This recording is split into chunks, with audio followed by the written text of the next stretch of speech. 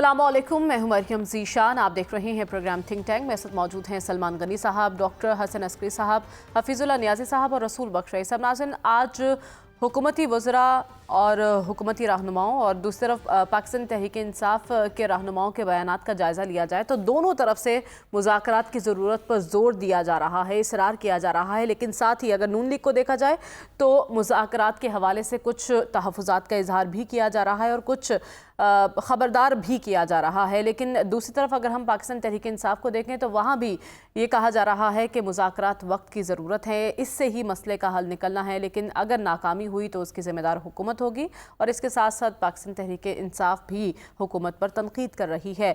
तो मुज़ाकरात पर इसरार भी और साथ में आंखें भी दिखाई जा रही हैं। ये सब क्या चल रहा है ये जानने की कोशिश करते हैं। सलमान साहब, सबसे पहले तो मैं ख्वाजा आसिफ साहब के हवाले से बात करना चाहती हूँ। एक ही पार्टी के अंदर हिमायत भी है मुज़ाकरात को लेकर और कुछ तहफ़्फ़ुज़ात भी हैं, ये तहफ़्फ़ुज़ात क्यों हैं? देखें आज लाहौर में एक अहम तकरीब हुई है ख्वाजा रफ़ीक शहीद की बरसी के हवाले से। और पाकिस्तान में हमेशा हर साल जब इनकी बरसी की तकरीब होती है किसी ख़ास इशू की बुनियाद पे होती है। और आज भी उसका टॉपिक जो था कि बहरानों में गिरा पाकिस्तान और इस्लाह अहवाल कैसे हो।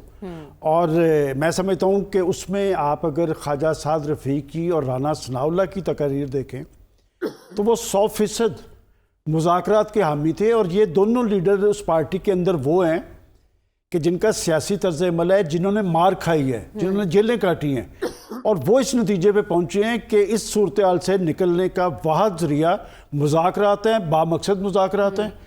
और ये बड़ी हैरानगी की बात है। और दूसरी तरफ अपना ख्वाजा आसिफ और स्पीकर अयाज सादिक, देखें उन्होंने ख्वाजा आसिफ ने कहा कि मैं असूली तौर पे तो इस बात के हक़ में हूँ कि मुज़ाकरात होने चाहिए, लेकिन उन्होंने रिजर्वेशन ज़ाहिर की कि आपके साथ कोई हाथ ना हो जाए। चूँकि माजी के अंदर पाकिस्तान की सियासी तारीख़ में ऐसे होता रहा है कि यहाँ तक कि चार्टर ऑफ डेमोक्रेसी पे दस्तखत भी हुए और उसके बाद फिर देख लें कि लंदन के अंदर बेनज़ीर भुट्टो साहिबा के मुज़ाकरात भी हुए फौजी क़यादत से। तो मैं समझता हूँ कि ख्वाजा आसिफ किस खतरे की निशानदेही कर रहे हैं? देखें, मैंने आपको याद है जब ये कमेटी बनी थी तो एक बात कही थी कि इस कमेटी में जो नामजदगियाँ हुई हैं पाकिस्तान मुस्लिम लीग नून की तरफ से, आपको याद है मैंने क्या कहा था कि ये नवाज शरीफ कि ये इसलिए नामजदगी कि इसहाक डार साहब उसके इंचार्ज और स्पोक्स पर्सन होंगे इरफान सिद्दीकी। और अब आप देखें, मैंने आपको ये भी कहा था कि अगर शहबाज शरीफ साहब ये कमेटी बनाते तो ख्वाजा आसिफ साहब की क़यादत में बनती और तर्जमान होते अतात आरन। ख्वाजा आसिफ कह रहे हैं कि हमें तो पूछा भी नहीं गया। जी, मैं इसलिए कह रहा हूँ कि कुछ बंदों से, एक तो ख्वाजा साहब इस कमेटी के मेंबर नहीं हैं,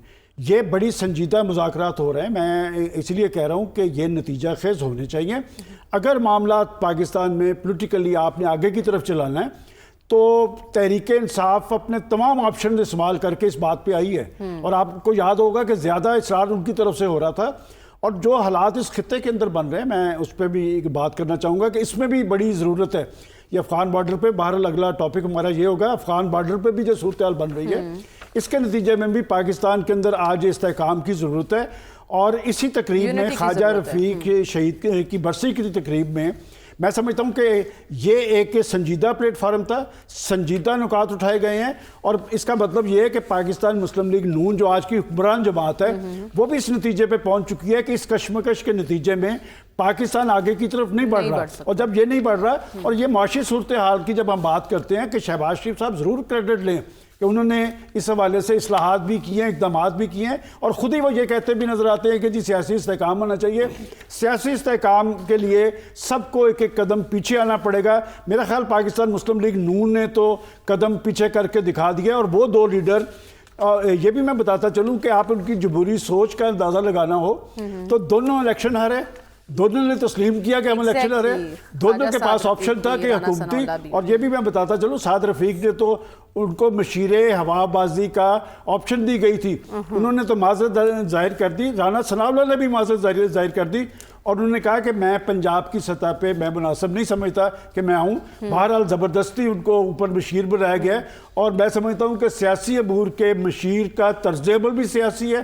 और वो अगर ये दोनों मिलकर ये बात कर रहे हैं कि पाकिस्तान के अंदर डायलॉग होना चाहिए, डायलॉग बामकसद होना चाहिए और डायलॉग नतीजा खेज होना चाहिए, तो इसका मतलब है कि गल अगे टुर पई है। ठीक है, तो आप कह रहे हैं कि हुकूमती रहनुमा तो सिद्ध के दिल से ये चाहते हैं कि मुज़ाकरात कामयाब हों, लेकिन ख्वाजा आसिफ जिस तरह से ख़बरदार कर रहे हैं कि कहीं हम इस्तेमाल ना हो जाए, हमारे साथ हाथ ना हो जाए, किसको मुखातिब कर रहे हैं और क्या क्या बताना चाह रहे हैं? देखिए, ये दोनों पार्टीज़ के अंदर मसला है। पीटीआई में भी ये मसला है और पीएमएलएन में भी आपको ये मसला है कि जिसमें कुछ लोगों की राय जो है वो ये है कि वो दूसरे पे एतबार नहीं करना चाहते और वो समझते हैं कि अपने मुखालिफ को जब तक एलिमिनेट नहीं किया जाएगा, फारिग नहीं किया जाएगा, रास्ता नहीं बन सकता। देखिए, ये भी एक अप्रोच होती है पॉलिटिक्स के अंदर जिसमें आप इंटॉलरेंस शो करते हैं और अपने मुखालिफ को ख़ात्मे की कोशिश करते हैं, लेकिन उसमें कभी कामयाबी आपको हुई नहीं है। और पाकिस्तान की जो इलाके में हैसियत है और पाकिस्तान जो इलाके में बैनुल-अक़वामी सियासत में या रीजनल सियासत में रोल अदा कर सकता है, वो उसी सूरत में मुमकिन है कि जब ये अंदरूनी लड़ाइयाँ बंद करें। एग्जैक्टली। और अपनी इक्तसादियात को गैर मुल्क पे न ठहराएं। देखिए ना, इस वक्त हमारी इक्तसादियात जो है ना बैरूनी सोर्सेज पे रिलाय करती है। हम बड़ी कामयाबी की बात कर रहे हैं कि हमें कर्जा मिल गया, यानी पाकिस्तान वो मुल्क है जो कर्जा मिलने पे खुशी मनाता है, जबकि कर्जा एक लायबिलिटी होता है। तो अगर पाकिस्तान में ये सियासतदान आपस में लड़ना बंद कर दें तो एक तो अदारों का रोल कम हो जाएगा। अच्छा। चाहे इसमें जुडिशरी हो, चाहे इसमें ब्यूरोक्रेसी हो, चाहे इसमें कोई और हो। अगर ये चाहते हैं कि प्राइमेसी सियासतदानों को हो, प्राइमेसी पार्लियामेंट को हो, प्राइमेसी पॉलिटिकल कंसिडरेशंस को हो, तो फिर ये लड़ाइयाँ नहीं जारी रह सकती। तो अगर तो इन्होंने अपने इक़्तिदार को कंप्रोमाइज़ करना है, अपने इक़्तिदार को डिपेंड करना है, यानी उसका इन्हिसार करना है अदारों पे, तब लड़ते रहें। आज ये लड़ रहे हैं, एक को सपोर्ट हासिल है, कल को किसी और को सपोर्ट हासिल हो सकती है। तो लेकिन पाकिस्तान का जो मुस्तकबिल हमें अच्छा नज़र आता है वो सिर्फ उसी सूरत में नज़र आता है कि इस डायलॉग में दोनों एक एक दो दो कदम पीछे हट के अगर कोई दरमियाना रास्ता निकालें, और इसमें ज़्यादा फ़ायदा गवर्नमेंट का है। अगर गवर्नमेंट ने कुछ अरसा कंटिन्यू करना है तो उसके लिए लाजिम है कि कोई रास्ता निकालें, कुछ कंसेशंस पीटीआई को दें, कुछ कंसेशंस पीटीआई से लें और मिल के आगे चलने की कोशिश करें। ये समझना कि हम मई 9 को और नवंबर 26 को मिला के इनको हम फेंटी करके इनको फारिग कर सकेंगे, पाकिस्तान में आज तक सियासतदान फारिग नहीं हुए हैं। अगरचे कोशिशें की गई, ज़ियाउल हक के ज़माने में पीपीपी टारगेट थी और अब पीपीपी जो है वो किसी एक पार्टी को टारगेट कर रही है, यानी वो अपने हिस्ट्री से लेसन नहीं हासिल कर रही पीपीपी की लीडरशिप। फिर हमने मुशर्रफ के ज़माने में पीएमएलएन को टारगेट होते हुए देखा है। उसके बाद तो टारगेट नवाज शरीफ थे ना, 2017 में तो फोकस था ना, लेकिन पार्टी का टारगेट 99 के बाद था, वो भी हमने देखा, वो भी भूल गए ये लोग। अच्छा, अब पीटीआई ने जब रूल किया तो उन्होंने भी यकतरफा तौर पे चीज़ें चलाने की कोशिश की। अब पीटीआई टारगेट हुई भी है इस वक्त।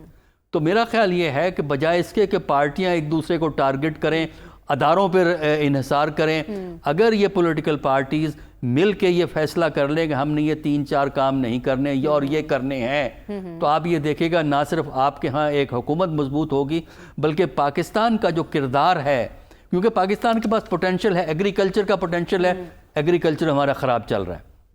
हम एग्रीकल्चर कहते हैं, गंदम हम बाहर से मंगाते हैं, कॉटन हम बाहर से एक्सपोर्ट करते हैं, दालें हम बाहर से एक्सपोर्ट करते हैं। हम एग्रीकल्चर कंट्री हैं, एग्रीकल्चर का पोटेंशियल है, लेकिन उसको गाइडेंस, उसको हेल्प करना उसी वक्त मुमकिन है जब ये लड़ाइयाँ कम हों। इसी तरह आपकी टेक्सटाइल एक ऐसी इंडस्ट्री है जिसने पाकिस्तान की स्टैंडिंग इंटरनेशनल लेवल पे क्रिएट की है, लेकिन अब क्वालिटी में मार खाते हैं। आपको compete करना पड़ता है उज़्बेकिस्तान से, आपको compete करना पड़ता है चाइना से, बांग्लादेश के साथ, आप क्वालिटी में मार खा जाते हैं। तो पाकिस्तान का बेहतर मुस्तकबिल यही है कि ये डायलॉग से कोई रास्ता निकाल लें, वरना मेरी तो प्रेडिक्शन ये है कि ये दोनों साफ हो जाएंगे, पीटीआई भी साफ हो जाएगा, पीएमएलएन और पीपीपी का तो पता ही नहीं लगेगा। खतरनाक प्रेडिक्शन है आपकी, लेकिन आप इस बात पर जोर दे रहे हैं कि मिल बैठकर एटलीस्ट इतना रास्ता निकाल लें कि पाकिस्तान दायरों के सफ़र से बाहर निकले। हफीजुल्लाह नियाज़ी साहब, आज पीटीआई के रहनुमाओं ने भी प्रेस कॉन्फ्रेंस की है और शिबली फराज साहब ने یہ وضاحت دینے کی کوشش کی ہے کہ مذاکرات سے یہ تاثر آ رہا تھا کہ شاید بانی اپنے لیے کوئی گنجائش ڈھونڈ رہے ہیں، ایسا کچھ نہیں ہے. تو ایک تو اس موقع پر یہ وضاحت دینے کی ضرورت کیوں پیش آئی، اور دوسرا 2 جنوری کو ابھی باضابطہ مذاکرات کا آغاز ہونا ہے، اس سے پہلے ہی آپ کہہ رہے ہیں ناکامی ہوئی تو ملبہ حکومت پر ہے. یہ ایسے بیانات دینے کی کیا ضرورت ہے پہلے ہی؟ بہت بہت شکریہ جی. پہلی بات تو میں ڈاکٹر اسری صاحب کی اس بات کو انڈورس کروں گا کہ اگر یہ مذاکرات ناکام ہوئے تو پھر پورا سسٹم ہی سمیٹے جانے کا خطرہ ہے. وہی ہر وقت موجود رہتا ہے. جب اس قسم کا اسٹیل میٹ آ جائے اور جب پولیٹیکل ڈیڈ لاک ایسا آ جائے گھمبیر قسم کا، تو پھر ظاہر ہے کہ سسٹم جو ہے سمیٹا جاتا ہے. تو اس میں جب صرف سسٹم سمیٹیں گے تو شروع میں شاید پی ٹی آئی کی طرف سے بھی اس کو سپورٹ ملے، کیونکہ وہ ریلیف ملتے ہے. میں خود اس طرح کے ایک انٹرنل اسٹرائف کا حصہ رہا ہوں. پاکستان کی جو پولیٹیکل اسٹرائف 77 کا کے اندر ہوئی تھی، تو ہم جب مذاکرات ناکام ہوتے تھے اور ہمیں بتایا جاتا تھا کہ مارشل لگ جائے گا، تو ہم کہتے تھے اچھا جی بھٹو سے جان چھوٹے گی. ایک تو یہ بات ہے. دوسری بات بھی یہ پہلے ذہن میں رکھیں کہ اس ملک کے اندر اس وقت جھگڑا کس کے درمیان ہے. جھگڑا ہے عمران خان اور اسٹیبلشمنٹ کے درمیان. اگر تو آپ الفاظ چبائے بغیر پورا دیکھیں کہ جو اصل جو ہے کہ عمران خان اور اسٹیبلشمنٹ کا معاملہ سیٹل ہونا ہے، اس میں نون کا یا عمران خان کا معاملہ سیٹل نہیں ہونا. اچھا، عمران خان کا یا پیپلز پارٹی کا معاملہ سیٹل نہیں ہونا. اصل یہ بات یہ تو جو جس کو کہنے چاہیے A B C of Pakistani politics today, کہ اس وقت کیا کوئی معاملہ اس نتیجے پہ پہنچے گا کہ اسٹیبلشمنٹ عمران خان کے درمیان میں ریزالو ہو جائے گا اور ایک دوسرے کو وہ جو ہے جگہ دیں گے. اسٹیبلشمنٹ عمران خان صاحب کو کچھ جگہ دے گی اور عمران خان صاحب کچھ اپنی غلطیوں کے اعتراف کرتے ہوئے اسٹیبلشمنٹ کا ایک جو آلریڈی ایک اسٹیبلش ان کے جو ایس او پیز ہیں کہ اس طریقے سے ہمارے ساتھ معاملہ کریں گے. تو ماضی میں آپ کے سامنے کئی مثالیں موجود ہیں، میں نام نہیں لینے جاتا ہوں، اور ان کا سب کا دیکھ لیں کس موقع پہ کس بندے کے ساتھ ہمارا رویہ کیا رہا، اور وہ بندہ جو ہے اس نے اس صورت میں اس کو کیا ملا ہے، اس صورت میں اس کو کیا نہیں ملا. تو یہ ساری چیزیں جو ہیں ہمارے ملک میں خوش قسمتی ہے. تو جس صورتحال کا نیسب آپ ذکر کر رہے ہیں، اگر واقعی ایسا ہے اور کوئی سیٹلمنٹ ہو جاتی ہے ان کے درمیان، تو پھر خواجہ آصف کے تحفظات کو درست سمجھا جائے؟ بیٹے میں تو بالکل خواجہ آصف کے تاثرات کو خاطر میں بھی نہیں لا رہا ہوں. مجھے تو آپ نے ایک کوشچن کیا ہے، میں وہ فریم کر کے آپ کو دے رہا ہوں. آپ مجھے شبلی فراز خواجہ آصف جو ہیں میرے لیے یہ نان اینٹیز ہیں. جب میں آپ کو بتا دی ہے تو آپ مجھے پہلے یہ آپ کو اور یہ لوگوں کے جو دیکھ رہے ہیں ان کو ایکسپلین کرنے دیں کہ یہ اسٹیبلشمنٹ کی اور اس کی لڑائی ہے. پہلے یہ کلیئرٹی ہو جائے، پھر اس کے بعد دوسری جو بات ہے، کیونکہ آپ کو بھی میرے خیال امپیشنٹ ہو رہی ہے، میرے خیال میرا بھی ٹائم ختم ہو رہا ہے. دوسری بات یہ ہے کہ 2 چیزیں جو ہیں وہ اسٹیبلشمنٹ نے مذاکراتی ٹیم کو بتا دی ہیں. چاہے وہ تحریک انصاف کی ہے کہ اسٹیبلشمنٹ کے تحریک انصاف کے پاس بھی ان روڈز ہیں، اور جو لوگ ان کے مذاکرات کر رہے ہیں وہ بھی اسٹیبلشمنٹ کے ساتھ بالکل ان کانٹیکٹ میں ہیں، ان سے کیوں لے رہے ہیں. اور مسلم نون تو ہے ہی اسٹیبلشمنٹ کی ریپرزنٹیٹیو، یا انہی کی وجہ سے اس ہائیبرڈ سسٹم نے ان کو اقتدار ملا ہوا ہے. اب ان کو دونوں کو جو بتایا گیا ہے کہ یہ نو گو ایریاز ہیں اور یہ جو ہے یہ پیرامیٹرز ہیں یہاں سے یہاں تک. یہ جو ہے ان کے جو حدود ہے نا، یہ آپ لوگوں نے کراس نہیں کرنے. اور جب یہ چیزیں ڈٹرمن ہو جائیں گی تو مذاکرات نے اس کے اندر ہی کامیاب ہونا ہے. اور آخری بات جو کل والی میں دہرا دیتا ہوں کہ یہ مذاکرات جو ہے یہ 26ویں آئینی ترمیم کا تسلسل ہے. آج پھر دوبارہ دہرا دیتا ہوں کیونکہ کل بھی میں سمجھا نہیں سکا. اور یہ وہ کامیاب ہوئی ہے تو عمران خان صاحب نے 2 دنوں بعد خود ہی اپنے طور پہ مذاکراتی ٹیم بتاتی ہے. کل میں نے عرض کیا تھا، دوبارہ دہرا دیتا ہوں کہ آج سے 26ویں آئینی ترمیم کے اندر عمران خان صاحب جو ہے تحریک انصاف پوری کی پوری سارے آن بورڈ تھے، اور ان کے ہر بندے کا ایک رول تھا وہاں پہ. انہوں نے بخوبی آخری منٹ تک ادا کی ہے. اور پھر کچھ لوگوں نے اپوزیشن بھی لینی تھی، کبھی بلاول لے لیں گے، کبھی پی ٹی آئی لے لے گی، کبھی مسلم لیگ. اور باقی یہ ہے کہ یہ مذاکرات 90% میں یقین ہے کہ ان کے چیزیں چونکہ طے ہوئی ہیں، تو اس لیے یہ بس میٹر آف ٹائم ہے. انشاءاللہ کامیاب ہو جائیں گے. اور میرا اس میں ذاتی انٹرسٹ ہے کہ مذاکرات کامیاب ہو جائیں گے تو میرا بیٹا ہی پھنسا ہوا ہے، شاید وہ اس کو بھی ریلیف مل جائے. ٹھیک ہے، تو آپ پر امید ہے کہ مذاکرات کامیاب ہو جائیں گے، اور ہم دعا گو ہیں کہ آپ جس مشکل میں ہیں اس سے جلدی نکلیں. رسول بخش رئی صاحب، ایک تو پی ٹی آئی کے تحفظات، اور دوسرا خواجہ آصف کے اعتراضات اور ان کا یہ سوال کہ 15 دن میں ایسا کیا ہو گیا کہ پی ٹی آئی مان چکی ہے، مذاکرات کی میز پر آ کر بیٹھ گئی ہے، فوری طور پر کمیٹی بنا دی گئی ہے. تو یہ تصویر کا کون سا رخ پیش کرنے کی کوشش کر رہے ہیں خواجہ صاحب؟ دیکھیں، اگر خواجہ آصف کے بیانات میں آپ کوئی تصویر کا رخ تلاش کر رہے ہیں تو آپ کو مایوسی ہوگی. انہوں نے کل یا آج کچھ اور باتیں بھی کہی ہیں محمود غزنوی کے حوالے سے کہ وہاں افغانستان میں بھی طوفان اٹھا ہوا ہے اور پاکستان میں بھی طوفان اٹھا ہوا ہے. کہ میرا خیال یہ ہے کہ ہمارے جو کابینہ کے اراکین ہیں آج کے زمانے میں، وہ جو کسی زمانے میں پاکستان کی کابینہ کے، وفاقی کابینہ کے یا صوبائی کابینہ کے اراکین ہوا کرتے تھے، جو ہم نے اپنی زندگی میں دیکھے ہیں، ان میں زمین آسمان کا فرق لگتا ہے. تو افسوس سے کہنا پڑتا ہے کہ جو باتیں بعض اوقات خواجہ صاحب کہتے ہیں بصد احترام، وہ ہماری سمجھ سے بالاتر ہیں. کہ اس وقت آپ دیکھیں کہ ساری قوم میں ہر سطح پہ ایک خوشی کی لہر دوڑی، اور مختصر سی صحیح، اور ایک عوامی سطح پر لوگ یہ سمجھتے ہیں کہ تنوع اور کشیدگی ملک کے مفاد میں نہیں ہے.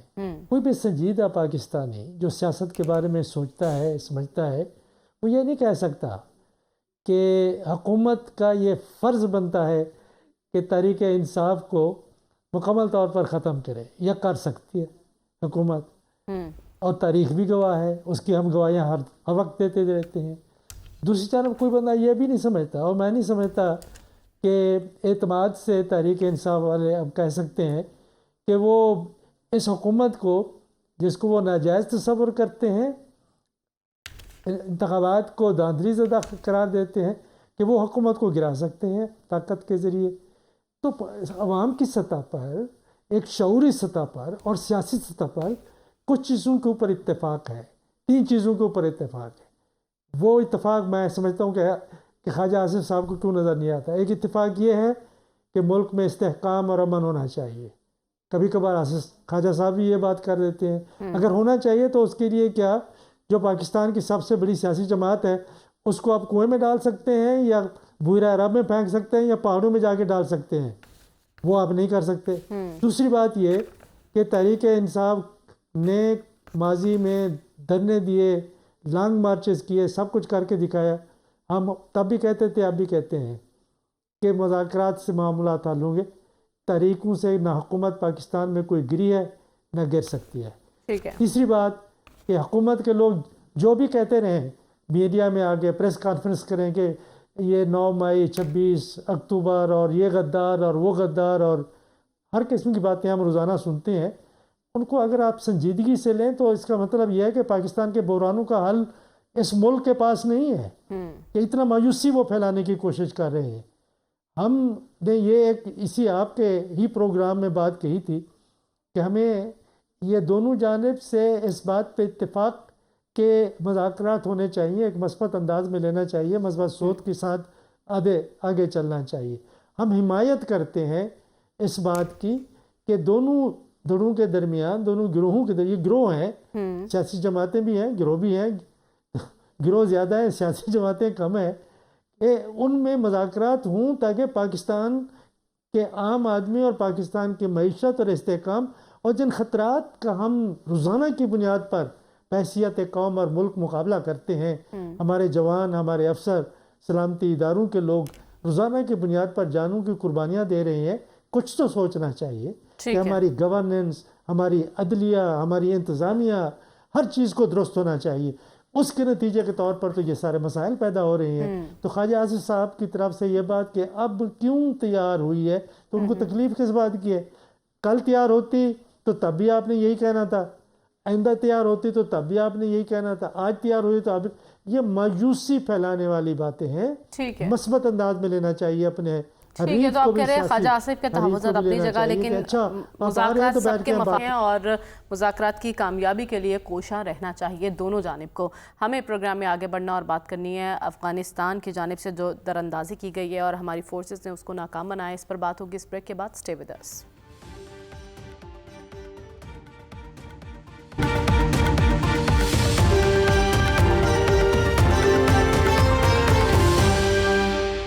वेलकम बैक नाज़रीन। पाकिस्तानी फोर्सेस ने ख्वारिज की जानिब से अफ़गान चेक पोस्टों का इस्तेमाल करते हुए पाकिस्तान में दर अंदाजी की कोशिश को नाकाम बनाया। यही नहीं, दुश्मन को भारी जानी और माली नुकसान भी पहुंचाया गया है। अभी हम कल ही बात कर रहे थे सलमान साहब के वज़ीर आज़म ने काबीना से खिताब करते हुए कहा कि हम अपने दिफा का भरपूर हक रखते हैं। फिर DGI-SPR ने भी वाज़ेह किया और ये कहा कि पड़ोसियों पर दहशत गर्दों को तरजीह ना दी जाए। आज ये हमला किया गया जिसको हमने नाकाम बना दिया है, क्या इसको वाज़ेह पॉलिसी समझा जाए अफ़गान हुकूमत की? देखिए, पहले तो ये बात समझें कि पाकिस्तान का एक असूली और वाज़ेह मौक़िफ़ रहा है इस दहशत गर्दी के हवाले से और शवाहद की बुनियाद पर कि आपकी सरजमीन जो है वो इस्तेमाल हो रही है पाकिस्तान के ख़िलाफ़, और वो शवाहद फ्राहम करने के बावजूद अगर वो इससे सरफ नज़र बरत रहे थे तो इसका बड़ा ख़ास मकसद था कि ये एक गैर एलानिया इत्तेहाद था उनके दरमियान और वो खुल के सामने आ गया।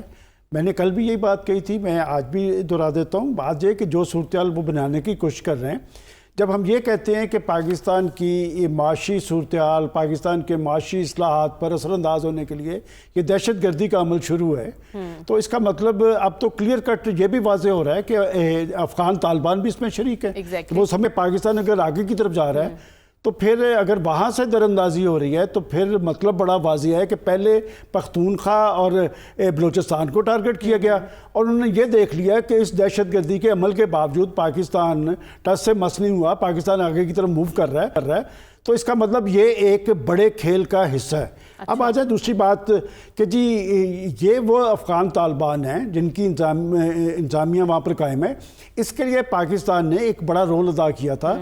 पाकिस्तान उनका मौसन मुल्क है और बात ये कि पाकिस्तान ने ही इनके लिए सहूलतकारी फ़राहम की। पाकिस्तान की कोशिशों के नतीजे में दोहा मुआहदा हुआ। दोहा मुआहदे में बड़ा क्लियर कट दो शिकें हैं कि जी आप ना सिर्फ ये कि दहशत गर्दी में इन्वॉल्व नहीं होंगे बल्कि दहशत गर्दी के लिए अपनी सरजमीन भी फ्राहम नहीं करेंगे। अब ये सारा कुछ क्यों हो रहा है? देखें, ये एक बड़े खेल का हिस्सा है और बात ये कि पाकिस्तान इसके पीछे जिनका असला वहाँ पर इस्तेमाल हो रहा है, जो असला छोड़ के गए थे, जिनका फंड्स वहाँ पर इस्तेमाल हो रहे हैं, जो उनके पास मौजूद हैं, इंडियन फंडिंग है, अमेरिकन असला है, इसमें तो कोई दो आरा नहीं है। और इस बारे में रिपोर्ट्स मौजूद है, इंटरनेशनल मीडिया में रिपोर्ट्स मौजूद है कि बड़े पैमाने पे असला वो वहाँ छोड़ के गए थे। पाकिस्तान उनका मसला क्यों है? असल बात यह है, देखिए मैं समझता हूँ कि बिलावल साहब ने कल बड़ी दुरुस्त बात की कि सिर्फ इमरान खान तो बहाना है, निशाना आपका एटॉमिक प्रोग्राम है, इसलिए कि पाकिस्तान के हवाले से एक तसर ये था कि ये बाशी हवाले से मजबूत नहीं हुए और उस कैफियत के अंदर अगर ये पाकिस्तान एटमी ताकत बन गया तो आज तक वो हजम नहीं कर पाए, ना अमरीका ना उसका इलाकाई एहलकार। और अगर आप मुआशी हवाले से खुद इंसारी की मंजिल पर पहुंच गए हैं और जो कुछ आप अब करना चाह रहे हैं कि चीन की मदद से, सऊदी अरब की मदद से, कतर की मदद से, तो ये वो हजम नहीं कर पाएंगे। अच्छा। अब जो नया ट्रेंड सामने आ रहा है, हम पहले दहशत गर्दी, असल में पाकिस्तान एक बड़ा मुल्क है, पाकिस्तान अस्करी हवाले से, सियासी हवाले से, मुआशी हवाले से अफगानिस्तान से कोई मुकाबला नहीं है। उनके पास खोने के लिए है कुछ नहीं है, लिहाजा वो जो ये सूरत-ए-हाल तारीख करना चाहते हैं, ये नहीं अब होगा कि जी आप अफगान सरजमीन का पाकिस्तान में इस्तेमाल करें। और अलमिया देखें क्या है कि हमें सरहद पार से कभी खैर की खबर नहीं थी आई। हमें बताया गया था कि अशरफ गनी की गवर्नमेंट भी यहाँ पर ये चाहती है, हामिद करज़ई की हुकूमत भी ये चाहती है, और तालिबान जब बरसे इक़्तिदार आएंगे तो फिर एक पाकिस्तान दोस्त हुकूमत होगी और सी पैक और उसके सम्राट के हवाले से इस खित्ते में पाकिस्तान का रोल अहम होगा। तो क्या दुश्मन आंखें बंद करके बैठा हुआ था? उन्होंने वही तालिबान जिनको वो कबूल करने के लिए तैयार नहीं थे, आज वो उनके पीछे खड़े नजर आ रहे हैं। मैं समझता हूँ कि पाकिस्तान प्राइम मिनिस्टर साहब को इस हवाले से क्लियर कट मैसेज देना चाहिए और अगर उनकी सरजमीन इस्तेमाल होती है तो फिर चीन और रूस, देखें ये रिजर्वेशन सिर्फ पाकिस्तान की नहीं है, चीन की भी है, रूस की भी है, ईरान की भी है। तो बात है कि ये फोरम इस्तेमाल करते हुए उनको एक मैसेज जाना चाहिए, जिस तरह उन्होंने एक मैसेज देने की कोशिश की है। पाकिस्तान एक बड़े और जिम्मेदार मुल्क के तौर पे रिएक्ट नहीं कर सकता। ठीक है, तो आप कह रहे दीगर ममालिक के साथ मिलकर एक वाज़ेह मैसेज देने की ज़रूरत है। लेकिन डॉक्टर साहब, अफगान चेक पोस्टों का इस्तेमाल हुआ, यकीनन अफगान हुकूमत के वसाइल का भी इस्तेमाल हुआ होगा पाकिस्तान में दरअंदाजी के लिए, ये क्या पैगाम है पाकिस्तान के लिए इसमें? देखिए, पैगाम तो बहुत वाज़ेह है कि TTP जो है और तालिबान की हुकूमत हम आहंगी से काम कर रहे हैं। और जैसा मैंने कल भी कहा था कि मैं लफ्ज़ इस्तेमाल किया था नज़रियाती, वो नज़रियाती कह लें या कुछ शेयर्ड रिलीजियस व्यूज़ कह लें, वो आपकी मर्ज़ी है जो टर्म इस्तेमाल करना चाहें। تو اس کی وجہ سے دونوں ایک دوسرے کے ساتھ ہیں، اور جو طالبان کی قیادت ہے اس قیادت کو لیڈرشپ جو ہے ملا عمر سے شروع کر کے آگے تک اب تک لیڈرشپ ہے، اس لیڈرشپ کو وہ ایکسیپٹ کرتے ہیں ٹی ٹی پی والے. لہذا پاکستان کے لیے ایک مشکل سچویشن ہے، کیونکہ پاکستان کو دونوں ٹریک چلانے پڑتے ہیں. ایک طرف گفتگو کا ٹریک بھی چلانا پڑتا ہے کیونکہ سوسائٹل لنکیجز ہیں افغانستان میں اور پاکستان کے اندر، تو گفتگو کا ٹریک بھی چلانا پڑتا ہے. دوسری طرف پاکستان کو اپنی ڈٹرمنیشن بھی دکھانی ہوتی ہے کہ وہ دہشت گردی کے اس پالیسی کو ایکسیپٹ نہیں کرے گا. تو اس کے لیے میرا خیال ہے کہ دو طریقے ہیں. ایک تو یہی ہے کہ جو بارڈر آپ کا ہے، بارڈر کی سیکیورٹی کو انہانس کیا جائے، اسٹرینتھن، جس طرح اب ریسنٹ انسیڈنٹ ہوا ہے، اسی قسم کے انسیڈنٹ وہ کر سکتے ہیں. باقی رہا یا دہشت گرد کو کراس اوور کروا کے پاکستان کے اندر آ کے گڑبڑ کر سکتے ہیں. تو اس لیے اگر بارڈر سیکیورٹی کو آپ انہانس کرتے ہیں تو اس سے کم از کم انفلٹریشن یا جو در اندازی ہے وہ بڑی حد تک کم ہو جاتی ہے.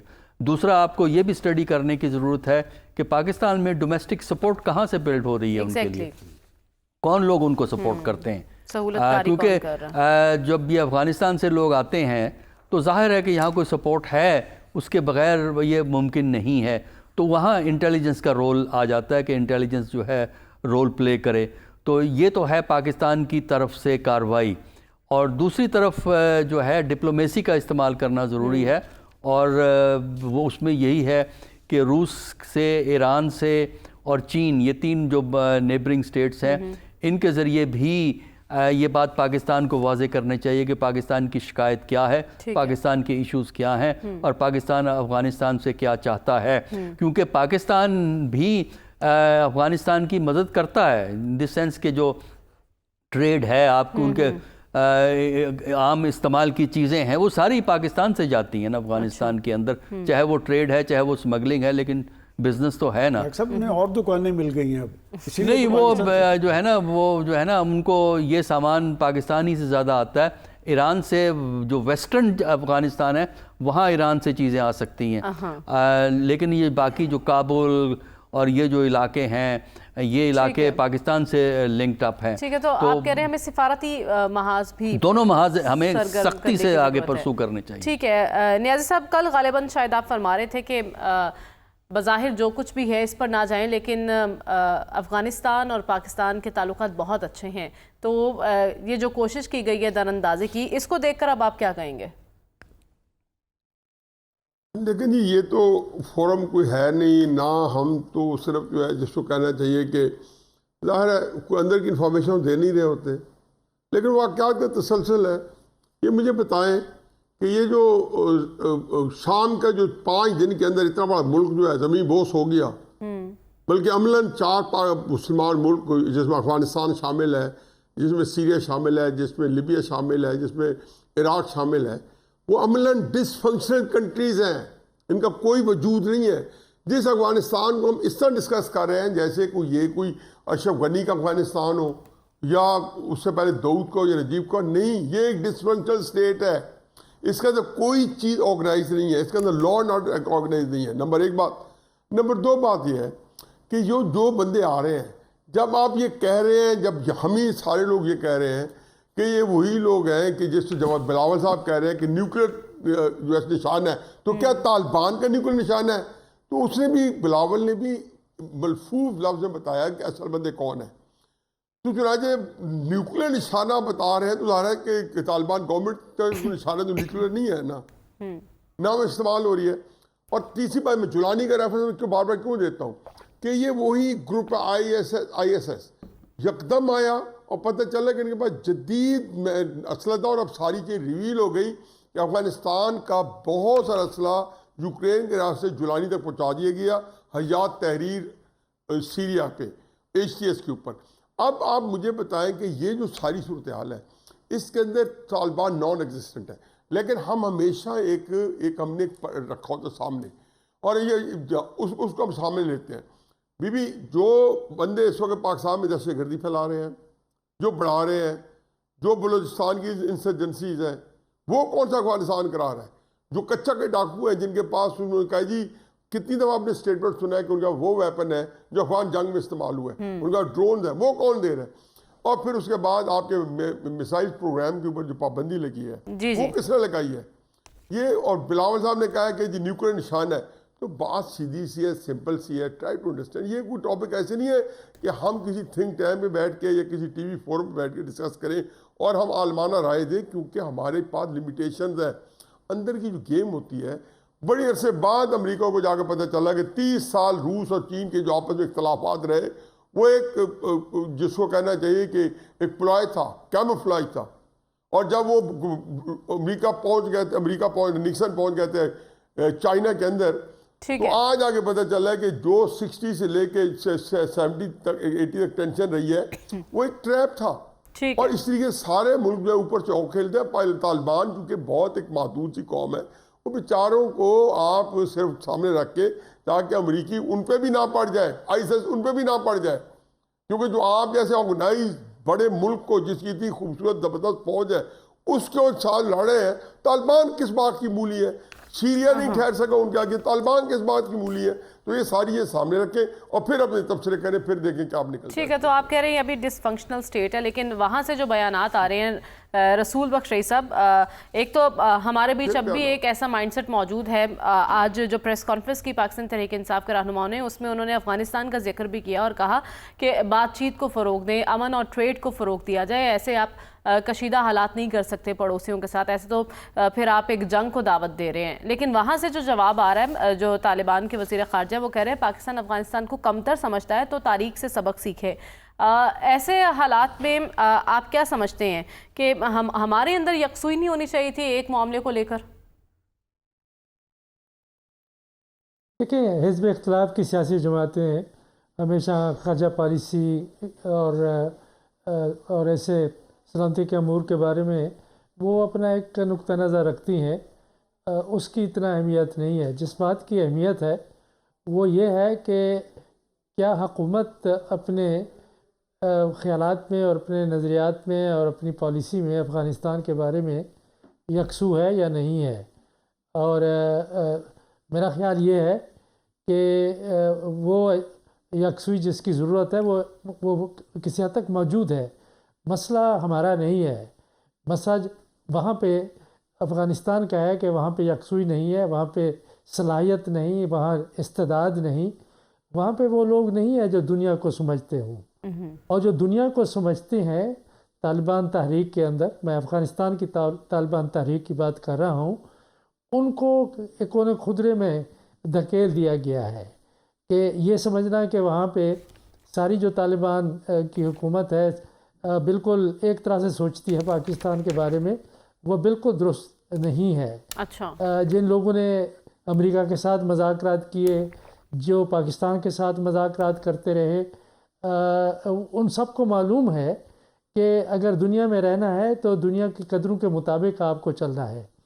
اور لیکن وہاں پہ جو ان کی جو کٹر مذہبی لیڈرشپ ہے، جس کے ہاتھ میں ساری طاقت ہے، مرکوز ہے، جن کو انہوں نے امیر المومنین بنایا ہوا ہے، ان کی سوچ بالکل مختلف ہے.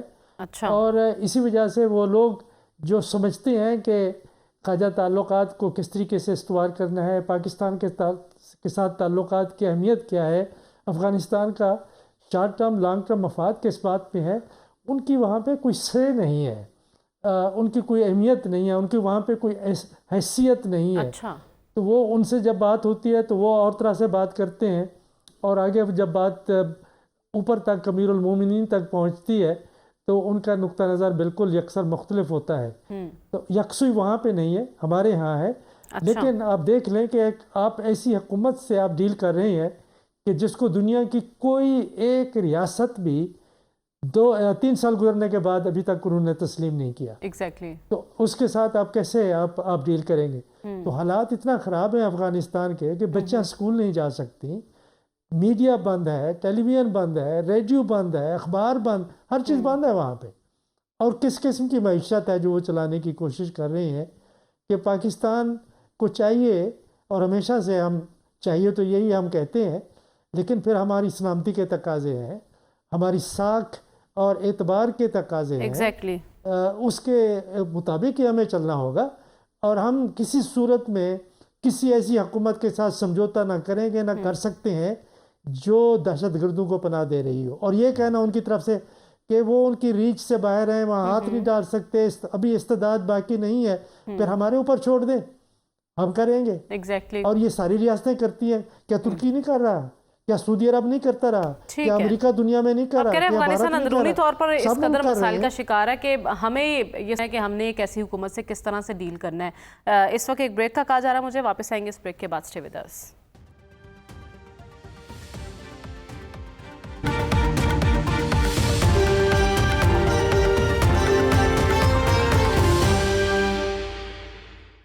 ویلکم بیک ناظرین. گزشتہ روز اور آج بھی بلاول بھٹو زرداری نے ایک بیان دیا اور بڑا سگنیفیکنٹ بیان ہے. وہ کہتے ہیں کہ عمران تو بہانہ ہے، نیوکلیئر پروگرام نشانہ ہے.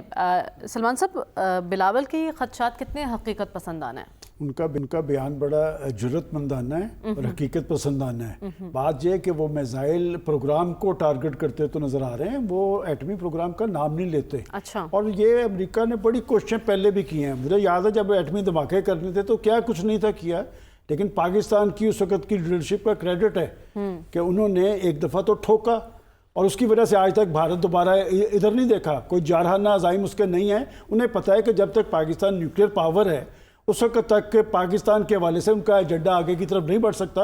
تو میں پھر کہوں گا کہ بلاول بھٹو کا یہ بیان جو ہے جرت مندانہ بھی ہے، حقیقت پسندانہ بھی ہے، اور بڑا کلیئر کٹ ایک میسج ہے کہ بات یہ کہ اس پہ کوئی کمپرومائز نہیں ہو سکتا. تو ڈاکٹر صاحب، آپ کی نظر میں بلاول جو بات کر رہے ہیں اور ایسے موقع پر جب بین الاقوامی دباؤ ہے ہمارے میزائل پروگرام کو لے کر، اس کی ٹائمنگ کو آپ کس طرح سے دیکھ رہے ہیں؟ دیکھیں، بلاول ایک تیر میں دو شکار کر رہے ہیں. اچھا. ایک تو شکار ہے عمران خان کہ ڈومیسٹکلی اس کو بھی پھینٹی لگا دو، اور اسی لیے یہی کہا جاتا ہے نا کہ وہ نیوکلیئر پروگرام کے والے لوگ جو نیوکلیئر پروگرام کے خلاف ہیں وہ لوگ یہ باتیں کر رہے ہیں. اچھا. دوسرا یہ وہ اسرائیل والے، اسرائیل کی سپورٹ حاصل ہے. دوسرا یہ ہے کہ امریکہ کو بھی تنقید کر دی. بات یہ ہے کہ پاکستان کے نیوکلیئر پروگرام کی مخالفت تو اس وقت سے ہو رہی ہے جب عمران خان کا کہیں سیاست میں نام و نشان نہیں تھا. 1976 میں پہلی دفعہ ری پروسیسنگ پلانٹ جو پاکستان فرانس سے لے رہا تھا، امریکہ نے اس کی مخالفت کی تھی. اس سے آگے لمبی سٹوری ہے. پہلی سینکشن پاکستان کے خلاف اپریل 1979 میں لگی تھی نیوکلیئر پروگرام کے خلاف. ابھی لمبی داستان ہے، میں ٹائم کی وجہ سے اس میں ادھر نہیں جا رہا. تو پرابلم یہ ہے کہ امریکہ سے جو دو چار سٹیٹمنٹس آئی ہیں وہ چونکہ عمران کے حق میں ہیں، تو لہٰذا اس سے ڈومیسٹک پالیٹکس چونکہ ان دونوں کی بلاول ایک تیر سے دو شکار کر رہے ہیں. رسول بخش صاحب، موجودہ سیاسی صورتحال کے تناظر میں اور اس ساری صورتحال کو بانی پی ٹی آئی سے لنک کرنا اور بلاول کا یہ خدشہ کہ نیوکلیئر پروگرام ٹارگٹ ہے، اس کو آپ کس طرح سے دیکھ سکتے ہیں؟ دیکھیں، یہ افسوسناک ہے کہ ہم اپنے سیاسی مخالفین کو بدترین دشمن ملک کا قرار دیتے ہیں. یہ بات حمید گول صاحب کہا کرتے تھے 20 سال پہلے کہ افغانستان بہانہ ہے، پاکستان نشانہ ہے. وہی انہوں نے بات دہرا دی کہ پاکستان کا نیوکلیئر پروگرام کوئی ایسی کوئی بسکٹ کا ڈبہ تو نہیں ہے کہ عمران خان نے اٹھا کے امریکہ کے حوالے کر دینا ہے. جن ہاتھوں میں ہے وہ ہاتھ بھی مضبوط ہیں، اور پاکستان کا جو ٹھیک ہے، جن ہاتھوں میں ہمارا نیوکلیئر پروگرام ہے وہ مضبوط ہیں. بہت خوبصورت جملہ آپ نے بولا ہے. اس کے ساتھ ہی پروگرام کا وقت ختم ہو جاتا ہے. ہمیں اجازت دیجیے. اللہ حافظ.